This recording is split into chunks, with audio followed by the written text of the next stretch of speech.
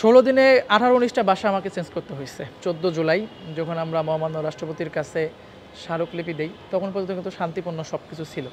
কিন্তু ১৫ জুলাই ওবায়দুল কাদেরের তৎকালীন যে আওয়ামী লীগের সাধারণ সম্পাদক ওবায়দুল কাদের যখন বক্তব্য দেয় যে ছাত্রলীগই যথেষ্ট এদেরকে প্রতিহত করার জন্য, সেই ছাত্রলীগের সন্ত্রাসীরা যখন ১৫ জুলাই আমাদের উপর হামলা করার পরবর্তীতেই মূলত আমরা বিভিন্ন জায়গায় সারা দেশের দেখতে পাই যে মানুষের মধ্যে একটা প্রতিক্রিয়া দেখা যাচ্ছে। কারণ ১৫ জুলাই তারা আমাদের উপর নৃশংস হামলা করে এবং আমি নিজে আহত হই। আমি নিজে আহত অবস্থায় হসপিটালে যাই, কাকরাইলের ইসলামী ব্যাংক হসপিটালে। আমাকে ১৫ জুলাই বিভিন্ন পুরো শরীরের তারা তো লাঠি সোঁটা যেটা ছিল সেটা দিয়ে তারা মারধর করে। ছাত্রলীগ বিসি চত্বরের ওইদিকে ওইখানে আমাদের কয়েকজন শিক্ষার্থীকে আটকে রাখা হয়েছে এবং বা মারধর করা হচ্ছে। এই সংবাদের ভিত্তিতে মূলত আমরা টিএসসিতে আমরা যারা অবস্থান করছিলাম আমরা ওইদিকে যাই। ওইদিকে যাওয়ার পরবর্তীতে আমাদেরকে চারদিক থেকে আমাদের উপর অতিরিক্ত হামলা করে এবং আমরা ছিলাম হলো নিরস্ত্র। তারা লাঠি সোঁটা, রড, চাপাতি, হেলমেট সব কিছু নিয়ে প্রস্তুতি নিয়ে আমাদের উপর চারদিক থেকে হামলা করে এবং হামলার পরে নারী শিশু থেকে শুরু করে অনেক সাধারণ শিক্ষার্থীরা হতাহত হয় সেদিন। শুধু সাধারণ শিক্ষার্থীরা না, যারা আমাদেরকে বাঁচাতে এগিয়ে আসতেছিল, হকার থেকে শুরু করে আশেপাশের দোকানদার যারা, তাদের উপরও তারা হামলা চালায়, নৃশংস হামলা চালায়।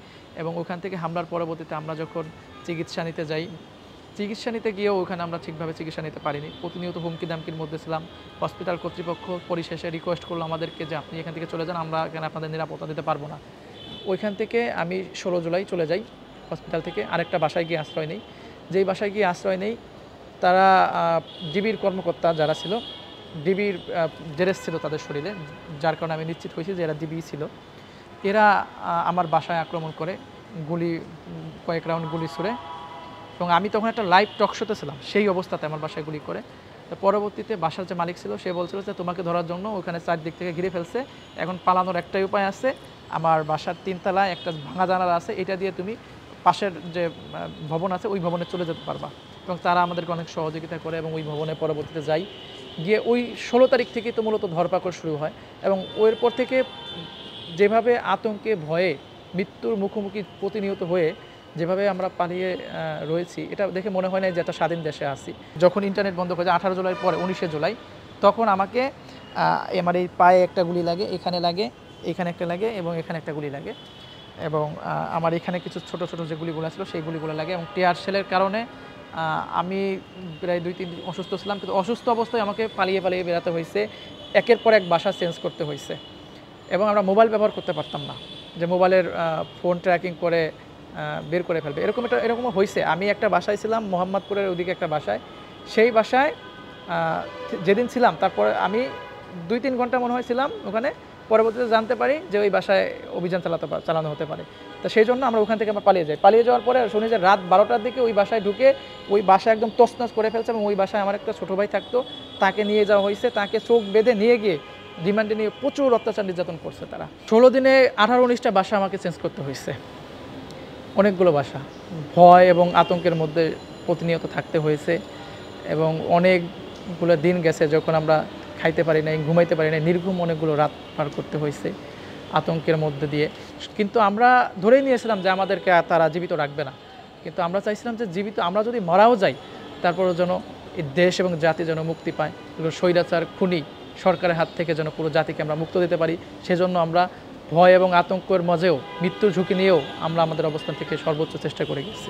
১৬ তারিখে যখন আবু সাঈদ থেকে শুরু করে আরও ৬ জনের মৃত্যুর খবর সংবাদ আমরা জানতে পারি, তো এরপর থেকেই মূলত সারা দেশে আমরা পরিকল্পনা করি যে এখন আমাদের উপর যে ব্যাপক ধরপাকড় হবে এটা নিয়ে আমরা আন্দোলনটা কীভাবে সমন্বয় করা যায়। আমরা সারা দেশে সমন্বয় কমিটি করে সারা দেশে কিন্তু ওই আবু সাঈদকে মারার পরের দিন থেকে কিন্তু আন্দোলনটা ছড়িয়ে পড়ে। তো ১৭ তারিখে আমরা আমাদের যে কার্যক্রমগুলো ছিল, যে আমাদের আন্দোলনের ভবিষ্যৎ কী হবে এটা নিয়ে আমরা নির্ধারণ করি। তো ১৭ তারিখ যখন সারা দেশে আন্দোলন ছড়াই পড়ে, সেদিনও যেভাবে আমাদের উপর হত্যাযজ্ঞ চালানো হয়, ১৮ তারিখে তার থেকে ভয়াবহ হত্যাযজ্ঞ চালানো হয় এবং ১৮ তারিখ আমি নিজেও আহত হই। আমি ওই আহত অবস্থায় যখন আমি রাজপথে ছিলাম ধানমন্ডির জিগাতলা থেকে, ওখানে আমার উপর হামলা করা হয়। তো এরপরে আমরা আর কারোর সাথে ওইভাবে যোগাযোগ করতে পারি নাই। তো এই কারণে আমাদের কানেক্টিভিটি এবং যোগাযোগ না থাকার কারণে আমাদের মধ্যেও অনেক ধরনের সমস্যা ফেস করতে হয় যে আন্দোলনটাকে কীভাবে এগিয়ে নিয়ে যায়। কিন্তু যখন দেখতে পেলাম যে দেশের ম্যাক্সিমাম 99% মানুষ বলা চলে যে এই সরকারের বিরুদ্ধে ক্ষুব্ধতা প্রকাশ করে এবং সরকারের যে কার্যক্রম এগুলোর বিরুদ্ধে তারা তারা রুখে দাঁড়ায় এবং সেই সময়ই কিন্তু আমরা ধীরস্থির আমরা করেছিলাম যে এখন আর এই সরকারের কাছে আমরা যদি ন্যায় বিচার চাই তাহলে তো ন্যায় বিচার পাবো না। এবং আমরা দেখলাম যে যখন ইন্টারনেট বিচ্ছিন্ন আমাদের সমন্বয়কদের সাথে আমরা যোগাযোগ করতে পারছিলাম না, তখন তারা আমাদের কয়েকজন সমন্বয়ককে ধরে নিয়ে তাদেরকে আটক করে তারপর তাদেরকে দিয়ে তাদের মন গড়া কিছু দাবি দেওয়া সেগুলো তারা প্রকাশ করে এবং সেগুলোই গণমাধ্যমগুলোতে প্রচার করা হয়।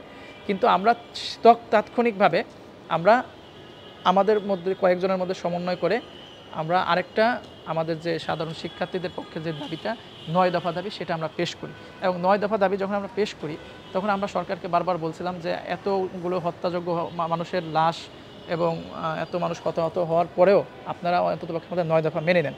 কিন্তু তারা 9 দফা না মেনে উল্টো তারা জুলুম নির্যাতনের মাত্রা আরও বাড়িয়ে দেয়। ইন্টারনেট বন্ধ রেখে হেলিকপ্টার থেকে গুলি করে, তারপর স্নাইপার দিয়ে আমাদের অনেক ভাই বোনদেরকে হত্যা করা হয়। নারী শিশু থেকে শুরু করে সকল ধর্ম বর্ণ এবং সকল পেশার মানুষের উপর হত্যাযজ্ঞ চালানো হয়।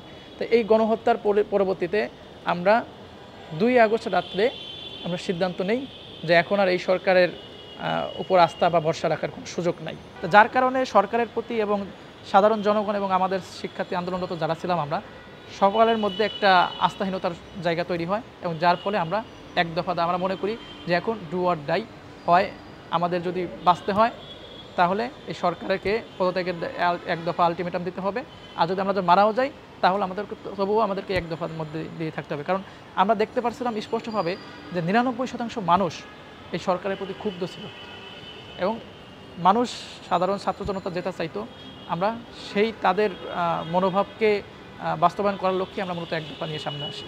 যদি আমরা এই আন্দোলন সফল না করতাম তাহলে পুরো জাতিকে তারা জিম্মি করে যেভাবে 15টা বছর রেখেছে এর থেকে ভয়াবহ পরিণতি হতো।